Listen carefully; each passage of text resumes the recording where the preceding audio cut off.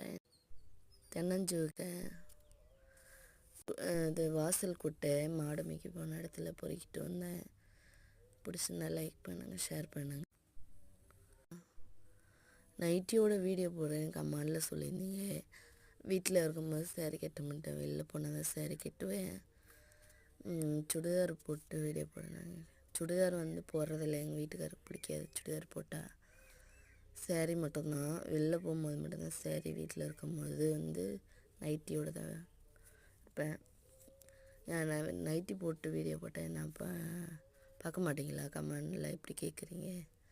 Nightie போட்டு video போட்டேன் என்ன அவ்வளோ கேவலமாக இருக்குது.